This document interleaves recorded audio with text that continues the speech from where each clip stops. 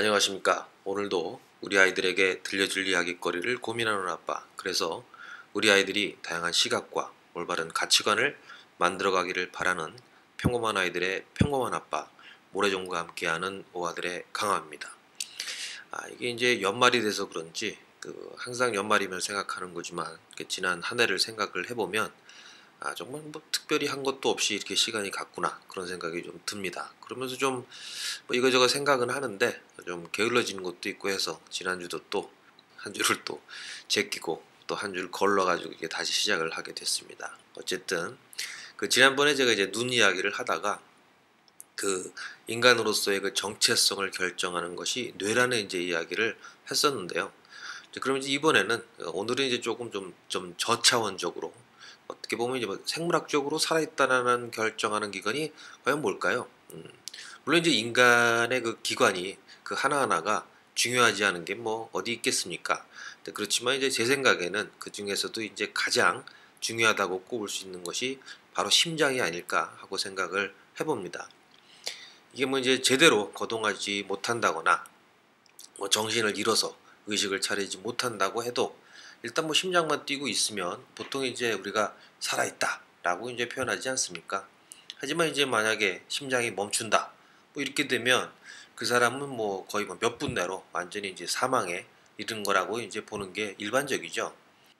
그리고 이제 인간의 정체성을 결정하는 뇌 역시 심장에 도움이 없다 그러면 거의 뭐 또 수분 내로 뇌사 상태로 이제 빠지게 되죠.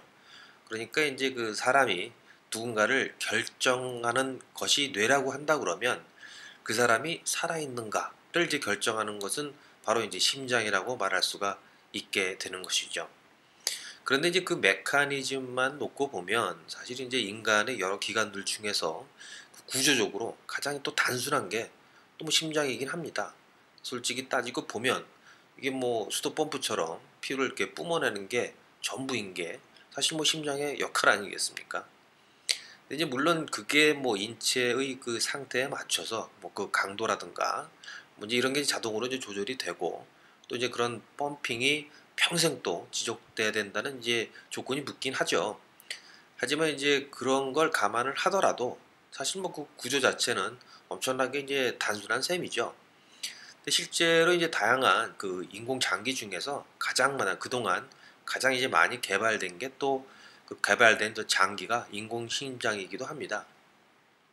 이제 물론 이제 아직까지 뭐 실제의 심장에 버금갈 만한 뭐 그런 이제 내구력이나 그런 복원력을 갖고 있는 인공 심장은 뭐 존재하지는 않지만 이게 이제 지속적으로 개발이 되고 있기 때문에 뭐 근미래에 가까운 미래에 아마도 충분한 기능을 갖춘 인공 심장이 출시될 것이다 라고 예상은 하고 있는 것 같습니다. 자, 그럼 이제 오늘 오아들의 주제가 바로 이 심장이냐 하면 이제 그건 아니고 이게 이제 어떻게 보면 단순한 기능이라고 볼 수 있는 이런 이 심장을 뭐 인간의 생명을 대표하는 장기로 손꼽는 이유는 아마도 심장 자체보다는 심장이 순환시키는 무엇 때문이겠죠. 예, 그렇죠. 맞습니다. 바로 이제 오늘의 주제는 피입니다. 이게 뭐 유식하다 그러면 좀 그런데 어쨌든 뭐 혈액이죠. 근데 이 혈액의 순환이야말로 인간이 이제 살아있다는 것에 대한 가장 핵심적인 증거라고 볼 수 있겠죠. 뭐 그래서일지 모르겠는데 이 혈액에 관한 병이 대부분의 이제 난치병의 경우가 사실 많지 않습니까? 뭐 백혈병, 당뇨병, 뭐 혈우병, 여기에 뭐 에이즈 같은 것도 결국은 이제 혈액에 관한 병이라고 볼 수가 있죠. 근데 대부분 이제 생명에 이제 심각한 영향을 끼치는 병들이죠. 근데 거기에 이제 나이가 들면 거의 예외 없이 걸리게 되는 뭐 고혈압 같은 경우도 물론 이제 피 자체와 이제 관련된 병은 아니긴 하지만 결국은 이제 피와 아주 이제 관계가 많은 그런 병이죠. 근데 이런 것처럼 이제 혈액 자체의 질병이 아니라고 해도 이제 어떤 심각한 영향을 미치는 대부분의 질병은 어찌 보면 이제 혈액과 관계가 있는 경우가 상당히 많다고 볼 수 있을 것 같습니다. 그래서 이제 몸 안의 병을 검사할 때 보면 검사 1순위가 바로 이제 혈액 검사인 것이죠. 혈액을 이제 검사를 하면 이제 뭐 사실 이제 온몸 구석구석의 문제점을 한 번에 파악할 수가 있는데 이것이 이제 가능한 이유는 혈액이 이제 우리 몸 각 장기의 상태를 그대로 이제 반영하고 있기 때문입니다. 끊임없이 이제 순환을 하면서 부족한 건 뭐 보충하기도 하고, 그리고 또 남는 것은 제가 이제 빼내기도 하고, 뭐 이러는 게 이제 바로 혈액이라고 볼 수 있죠. 그 혈액의 역할은 이제 크게 세 가지로 이제 볼 수가 있는데, 가장 중요한 것이 이제 바로 우리 온몸 구석구석에 산소를 전달해 주는 것이고, 그 다음으로는 이제 소화기관에서 흡수된 그 영양소를 또 이제 전달하는 것이 있고, 그리고 이제 마지막으로는 그 인체에 침입한 병원균으로부터 이제 인체를 보호하는 것. 이렇게 이제 크게 세 가지 역할로 볼 수가 있을 것 같습니다. 그래서 이제 이 혈액은 이 세 가지 역할을 수행을 하면서 인체의 그 항상성을 유지시키게 되는데, 그 결과적으로 이제 생명 활동이 가능해지는 거죠. 네, 그럼 이제 지금부터 조금 더 자세히 한번 알아보도록 하겠습니다. 혈액은 이제 기본적으로 혈관을 통해서 온몸을 순환하죠. 그래서 뭐 동맥, 정맥, 모세혈관, 뭐 대충 한번 들어보셨을 겁니다. 엄밀하게 따지면은 뭐 동맥과 모세혈관 사이에 세동맥이 또 세동맥이라는 것이 있고, 그리고 이제 모세혈관과 정맥 사이에는 세정맥이라는 게 있죠. 근데 양으로 따졌을 때 이제 가장 많은 피가 머무는 곳은 바로 이 세정맥이라고 합니다. 근데 이런 혈관을 이제 모두 다 조금씩 한 거를 다 이제 이어 붙이면 한 사람의 몸에 존재하는 혈관의 총 길이는 거의 한 10만 킬로미터에 다다른다고 하는데, 이게 뭐 결국 이제 말하자면은 지구를 두 바퀴 반이나 돌 수 있는 그런 길이인 거죠. 근데 사실 이제 이 길이의 대부분은 사실은 이제 모세 혈관들인데, 모세 혈관들이라는 것 자체가 뭐 사실 뭐 거의 세포 레벨로 이제 분포되어 있는 것이기 때문에 이걸 꼭 이제 혈관으로 구분한다는 것 자체가 살짝 뭐 애매하긴 할 것 같습니다. 어쨌든 이렇게 이제 온몸 구석구석에 퍼져 있는 혈관을 한 바퀴 도는데, 그러니까 이제 심장에서 여기 땅 하고 출발한 피가 다시 심장으로 이제 돌아오는 시간은 사람마다 약간 이제 편차가 있다고는 하지만 약간 50초, 50 정도라고 이야기를 합니다. 거의 뭐 한 1분 정도 뭐 이렇게 생각하면 되겠죠. 이제 물론 이 이야기가 뭐 1분 동안 이 10만 킬로를 달린다라는 의미는 아니죠. 혈관이 이제 왜냐면 혈관이 뭐 직렬로 해가지고 여기 땅에서 모든 거를 이렇게 쫙 흐르는 게 아니라 병렬로 이제 연결이 돼 있으니까 이렇게 퍼지는 거죠. 그래서 뭐 간혹 뭐 지구 두 바퀴 반을 1분 만에 돌 수 있을 정도로 피가 빠르게 흐른다. 이렇게 말하시는 분은 약간 이제 무식한 거죠. 그러니까 결국 틀린 말이란 얘기죠.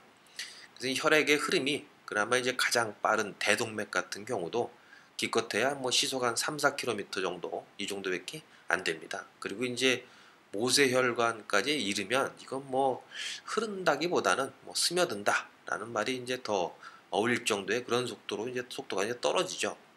그러니까 뭐 사실 뭐 1m 정도 떨어진 이 손발 끝까지 갔다가 돌아오는데 1분이나 걸리는 거죠. 사실 어떻게 보면. 이렇게 이제 온몸을 순환하는 피는 분량으로 따지면은 일반 성인의 경우는 약 한 5리터 정도가 되는데, 그 중에 한 20%까지는 이제 빠져도 생명에는 뭐 큰 지장은 없다고 합니다. 물론 이제 그 이상 빠지면 바로 이제 쇼크가 이제 오게 되고, 만약에 이제 그 상태로 방치를 하게 되면 뭐 당연히 결국 이제 사망에 이를 수도 있죠. 헌혈을 해보신 분들은 아시겠지만 이제 한번 헌혈할 때 빼내는 피의 양이 뭐 기껏해야 한 우유팩 2개, 그러니까 한 400ml를 이제 넘지 않죠. 그러니까 이제 헌혈은 건강에 이제 아무 문제가 없다는 걸 이제 아실 수가 있을 것 같습니다. 어차피 왜냐면 이제 지금 몸 안에 있는 혈액은 3개월이면 이제 전체가 새 피로 이제 바뀝니다. 그러니까 이제 하루에 한 50cc 정도는 뭐 이제 새로 만들어진다라고 볼 수 있죠. 게다가 이제 상처 같은 걸로 이제 피가 나가지고 이제 갑자기 피 양이 이제 줄어들게 되면 새 피의 이제 생산량이 이제 확 늘어나게 돼서 금세 이제 부족한 부분을 또 메우게 됩니다. 때문에 이제 헌혈을 한 후에 한 3, 4일 정도만 되면 이제 헌혈로 빠져나간 피 정도는 완전히 이제 보충이 된다는 이야기죠. 뭐 하지만 이제 법적으로는 한번 헌혈을 하게 되면 최소한 이제 뭐 2개월은 또다시 이제 헌혈을 하지 못하도록 규정을 해놓고 있는 것 같습니다. 근데 뭐 사실 수혈을 위한 혈액의 수급이 이제 뭐 늘 공급이 딸리는 상황입니다. 그리고 이제 아직까지 그 혈액의 그 대체제, 그러니까 이제 뭐 인공혈액, 뭐 이런 인공혈액은 이제 개발되어 있지 않기 때문에 이 혈액의 공급은 전적으로 이제 헌혈에만 이제 의존하고 있는 게 현실이죠. 근데 뭐 이건 좀 여담이긴 한데 과거에는 이제 가장 그 큰 혈액 공급처가 군대였다고 합니다. 이게 뭐 우리 때는 뭐 고등학교 때도 그랬던 것 같긴 한데 어쨌든 그 대한민국 남성이라 그러면 평소에 이제 뭐 헌혈 같은 거 신경도 안 쓰고 이런 분이시더라도 하더라도 군대에 가서 혹은 뭐 예비군 훈련 같은 데 가서도 헌혈을 한번 해본 경험이 한두 번쯤 아마 있으실 것 같습니다. 뭐 훈련을 빼준다거나 뭐 또 거기다가 이제 뭐 쪼꼬바이도 죽고 그러니까 이제 헌혈을 뭐 하죠. 하지만 이제 시대가 바뀌어서 이거 무조건 까라 뭐 이런 식의 그 헌혈을 강요하는 분위기는 요새는 이제 없어졌다고 하더군요. 그 청년층 인구 자체가 이제 줄고 있으니까 사실 뭐 혈액 공급을 위한 어떤 원천 소스가 상당히 이제 줄어든 셈이기도 할 것 같습니다. 근데 이제 거기에 또 인구 구조가 수혈이 필요한 이런 고령층이 이제 점점 많아지고 있고 그리고 뭐 이런 상황이죠. 근데 그나마 이제 헌혈에 대한 인식이 좀 나아져서 뭐 그나마 조금 괜찮다고는 하는데 그래도 역시 항상 이제 부족하다고는 합니다. 그래서일지 모르겠는데 그 혈액 공급의 문제점을 가까이서 늘 실감하고 있는 그런 의대생 같은 경우에는 뭐 자기들끼리 정기적으로 헌혈을 하는 그런 분위기라고 하긴 하더군요. 그 아무튼간에 이제 건강에도 큰 무리가 없고 뭐 그러면서 이제 뭐 타인의 생명을 구할 수 있으니까 뭐 시간 나실 때 뭐 1년에 한두 번씩 그 시간 나실 때 헌혈을 해주시는 것도 괜찮을 것 같습니다. 그리고 이제 게다가 헌혈을 하게 되면 뭐 심각한 질병을 사전에 이제 파악할 수 있는 그리고 이제 피 검사 같은 거 이제 공짜로 해주지 않습니까? 그리고 이제 또 만약에 또 내가 자신이 이제 수혈을 받게 됐을 때 그 헌혈증이 있으면 자기가 이제 수혈한 만큼 공제를 이제 받을 수도 있습니다. 그렇죠? 근데 헌혈 한 번에 제공하는 피량이 한 400ml라고 제가 말씀드렸으니까 이게 이제 혈액 한 팩의 분량인데 이게 돈으로 따지면 대충 한 5만 원 정도가 됩니다. 근데 이거를 이제 공제를 받을 수 있다는 거죠. 근데 뭐 물론 뭐 5만 원 중에 4만 원은 뭐 어차피 뭐 의료보험으로 이제 그 커버가 되니까 실제로 세이브하는 돈은 한 만 원 정도? 근데 뭐 사실 뭐 헌혈이란 게 뭐 돈으로 환산하기 좀 어렵지만 좀 뭐 따지자면 그렇다는 이거죠. 게다가 이제 뭐 그러니까 뭐 그 사실 돈 안 들이고 나도 이제 우리도 이제 나이가 먹어가니까 미리미리 보험 든다 셈 치고 이렇게 세이브한다 셈 치고 헌혈을 이제 가끔씩 이제부터라도 하시는 것들이 괜찮을 것 같다는 생각이 듭니다. 뭐 어찌됐든 좀 얘기가 좀 잠시 샜는데 그럼 이제 이번에는 그 혈액의 구성 성분을 한번 알아보도록 하겠습니다. 혈액은 이제 크게 혈구와 혈청으로 나눌 수가 있는데 대략 이제 무게로 따지면 반반 정도 되는 것 같습니다. 그래서 혈청은 말하자면 뭐 물이죠.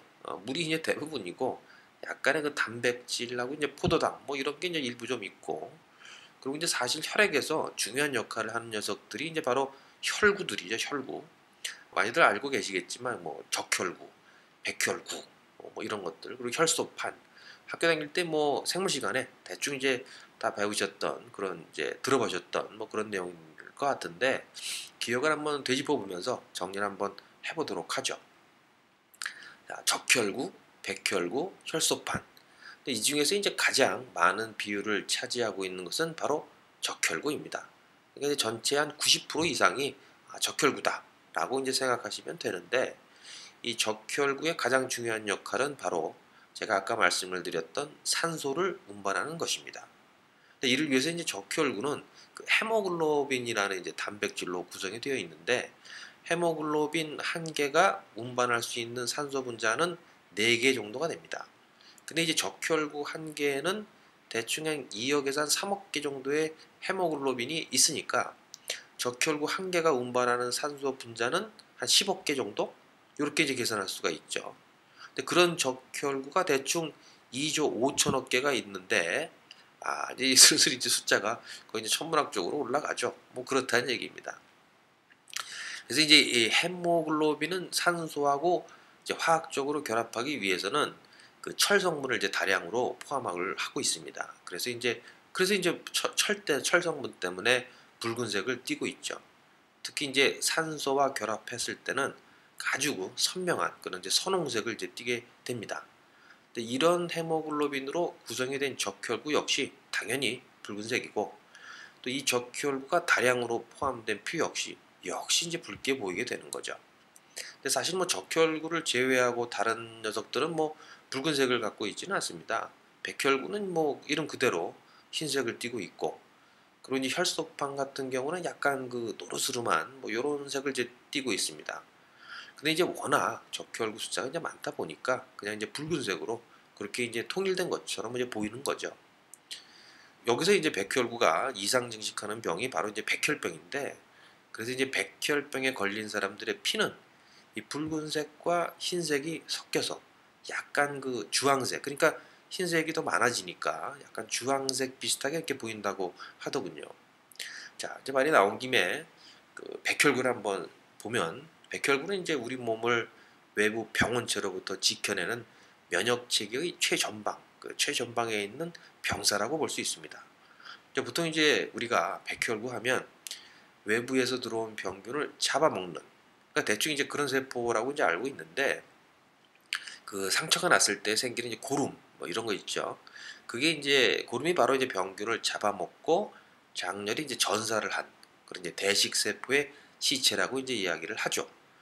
물론 이제 그렇게 병균을 잡아먹는 대식 세포의 비율이 많기는 합니다. 전체 백혈구의 한 절반 정도. 근데 뭐 하지만 이제 그 외에도 백혈구가 이제 하는 활동들이 아주 이제 많은데, 그게 뭐냐면 이제 혈액 내의 어떤 이물질을 청소하기도 하고, 그리고 뭐 제대로 활동하지 않는 적혈구라든가 혈소푼 이런 것들을 이제 또 청소하기도 합니다. 그리고 이제 무엇보다도 이제 우리의 몸을 다양한 어떤 그 다양한 형태의 그 바이러스와 그리고 이제 박테리아들로부터 이제 보호하는 면역 체계를 이제 구성하고 있죠. 근데 요 면역 체계에 대한 내용은 이제 이게 좀 길기 때문에, 그리고 요즘 관심들이 많죠. 특히나 이제 나이 먹으면서 이제 면역 체계가 뭐 떨어진다 이렇게 돼 있기 때문에 되게 중요한 거죠. 그러다 보니까 이제 내용도 좀 길 것 같아 갖고 요거는 이제 제가 이제 다음 시간에 한번 다루도록 하겠습니다. 아무튼 간에 이제 이 백혈구는 적혈구에 비하면 이제 아주 적은 양을 이제 차지하고 있는데, 비율로 따지면 대충 이제 적혈구의 한 500분의 1 정도 뭐 요렇게 이제 볼 수 있죠. 그러니까 이제 전체 피의 한 0.1% 정도밖에 안 되는 그 정도의 양이라고 보시면 될 것 같습니다. 하지만 이제 석 달 정도를 넘게 생존하는 이런 적혈구에 비해서 이 백혈구 같은 경우에는 이제 생존 기간이 약 하루 정도밖에 안 되기 때문에 이 생산량이라는 측면에서 보면 이제 상당히 많다라고 볼 수가 있을 것 같습니다. 백혈구의 수명이 이제 왜 이렇게 짧으냐? 뭐 그 이유는 사실 이제 뭐 끊임없이 이렇게 밀려 들어오는 이 병균을 붙잡고 이제 같이 동반 자살을 이제 해버리기 때문인데, 만약에 이제 병균과 맞닥뜨리지 않았다고 해도 이게 뭐 자체적으로 그 핵과 항체까지 보유한 이 세포가 오랫동안 이제 살아남게 되면 이 정상적인 세포를 또 공격할 수도 있기 때문에 일정 시간이 그 지나게 된 그런 이제 백혈구는 자동으로 이 자살을 하도록 그렇게 이제 설정이 되어 있는 것 같습니다. 이제 말하자면 이런 거죠. 이제 군인에게 총을 줬는데 나중에 이제 얘가 짬밥이 쌓이면서 나중에 이제 그 무슨 이상한 짓을 할지도 모르니까 활동 기간을 딱 3일로 이렇게 이제 제한을 한 거죠. 아, 이렇게 이제 비유할 수가 있을 것 같지는 모르겠는데, 비유가 적절할지는 모르겠는데 뭐 그런 겁니다. 그러니까 이제 백혈병이라는 것은 원래 이제 하루 이틀 만에 죽어야 되는 이런 백혈구가 요게 이제 빨리빨리 죽지 않고 그것도 생산량까지 막 늘려가면서 피에서 차지하는 비율이 급격히 증가하는 그런 이제 병이 바로 이 백혈병이라고 볼 수 있을 것 같습니다. 근데 이제 이렇게 백혈구가 많아지면 이것들이 이제 병균을 잡아먹는데 그치지 않고 아까 말씀드린 것처럼 그 멀쩡한 적혈구라든가 혈소판까지 이제 막 잡아먹게 되는 거죠. 오버해서. 그러니까 이제 마치 뭐 치안을 담당하라고 이제 그 군대를 풀었는데, 근데 이것들이 뭐 너무 많아지니까, 그러니까 뭐 도둑이나 강도를 잡는데 그치지 않고 민간인까지 그냥 막 약탈하는 그런 상황까지 이제 간다. 뭐 이렇게 이제 보시면 될 것 같습니다. 근데 뭐 사실 뭐 적혈구야 워낙 이제 숫자도 많고 또 생명력도 뭐 3개월까지 버티고 생명력도 강하니까 그렇게 뭐 큰 영향을 받지는 않는데, 그런데 이제 혈소판 같은 경우에는 얘기가 틀려지죠. 이 숫자도 좀 얼마 안 되고 수명도 이게 또 짧기 때문에 얘들은 이제 엄청나게 심각한 타격을 입게 됩니다. 그래서 이제 백혈병에 걸린 분들을 보면 이 혈소판 보충해주는 그 성분 수혈을 이제 받으시는 것들을 이제 볼 수가 있는데, 여기서 이제 성분 수혈이라고 하면 피 전체를 이제 수혈하는 게 아니라 그 피의 구성 성분 중에서 특정 성분만을 골라서 이제 수혈하는 그런 방식을 의미합니다. 근데 이제 적혈구야 뭐 그 원래 피 그 자체라고 봐도 이제 될 정도니까 굳이 뭐 골라서 수혈할 필요는 대부분의 경우는 없고, 이제 백혈구는 뭐 어차피 하루면 다 그냥 바로바로 죽기 때문에 보통 이제 성분 수혈, 우리가 이제 성분 수혈이라고 하면 이 혈소판 수혈을 의미하는 경우가 대부분이라고 보시면 됩니다. 근데 피 속에 이제 혈소판은 적혈구의 한 10분의 1, 한 20분의 1 정도 이제 정도의 개수로 존재를 하는데, 크기도 이제 적혈구의 한 5분의 1 정도밖에 안 되기 때문에 평소에는 뭐 그냥 피 속을 이제 둥둥둥둥 이렇게 떠당기다가 어떤 이유에서든 혈관에 이제 구멍이 나서 뭐 출혈이 시작이 되면 그것으로 이제 얘들이 이제 왕창 달라붙어 갖고 이제 피를 응고시키는 그런 역할을 수행을 하는 게 가장 큰 그 주요 임무죠. 그 결과적으로 이제 구멍을 메워 갖고 출혈을 이제 멈추게 하죠.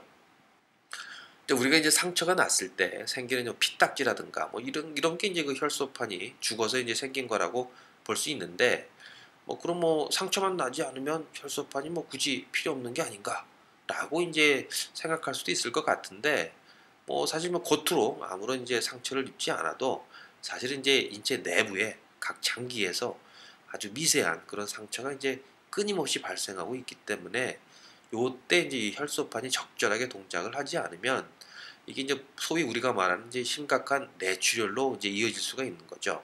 그리고 그 뇌출혈이 이 스탑이 안 되기 때문에 이제 계속 지속적으로 문제가 될 수 있는 거고요. 그래서 뭐 설사 이제 외상이 없다던 치더라도 충분한 이런 혈소판 수치는 이제 항상 반드시 이제 유지가 되어야 한다는 거죠. 이제 뭐 꼭 그 백혈병 같은 심각한 병이 아니더라도 인체에 그 어떤 부담이 될 정도의 그런 이제 감염이 일어나면 요것을 이제 퇴치하기 위해서 몸에서는 이제 일시적으로 이제 백혈구를 확 이렇게 대량적으로 이제 대량 생산을 하게 됩니다. 또 이런 상태라 그러면 병원에서 이제 항생제를 이제 투여하기도 하죠. 근데 이제 이런 상황은 모두 결국은 이제 혈소판의 감소로 이어지기 때문에 병원에서는 이제 항상 그 혈소판 수치를 계속 이제 모니터링을 하게 됩니다.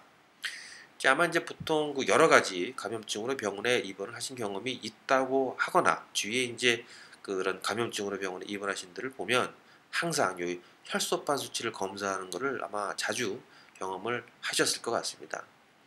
이제 이렇게 이제 중요한 역할을 하는 이 혈소판의 수명은 요거는 이제 대충 한 열흘 정도가 되는데, 이 열흘이 넘도록 사용되지 않는 혈소판은 또 어떻게 되느냐? 요것도 이제 자동으로 파괴가 됩니다.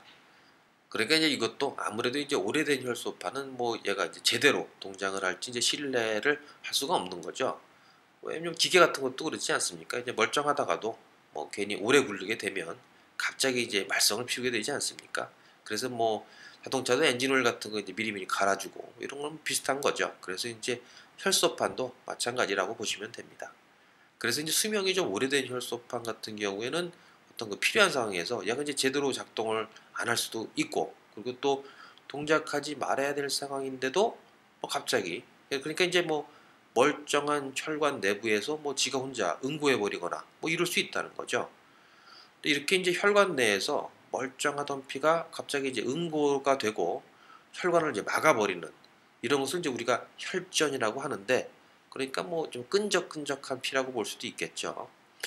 이 혈전이 이제 만약에 뇌혈관에서 발생을 했다, 이러면 이게 뭐죠? 네, 이게 바로 풍을 맞는 겁니다. 예. 그렇기 때문에 이제 오래된 혈소판을 미리미리 또 청소를 해야 되는 그런 이제 필요성이 생기게 됩니다. 따라서 이제 혈소판 역시 백혈구처럼 생성 초기에 일정 시간이 되면 자동으로 사면하도록 그런 이제 자살 코드가 삽입이 되어 있다는 거죠. 이 백혈구나 이 혈소판 둘 다 어찌 보면 이제 뭐 걔들 입장에서 보면 개인적으로 아주 억울할 수도 있을 것 같긴 한데, 뭐 어찌 보면 나 좀 더 뭐 일할 수 있는데 능력과 상관없이 자동으로 그냥 뭐 죽어버려야 되니까 퇴직을 하니까 뭐 좀 억울할 수도 있을 것 같긴 합니다. 뭐 어쨌든 좌우지간 이렇게 이게 다 죽어버린 이 혈소판은 비장에서 이제 걸러지게 되는데, 비장은 이제 위하고 콩팥 그 사이에 있는 그 주먹 한 반만한, 한 주먹 절반만한 크기의 그 장기인데, 이게 뭐 대충 왼쪽 갈비뼈 아래쪽에 그 정도에 이제 위치를 하고 있습니다.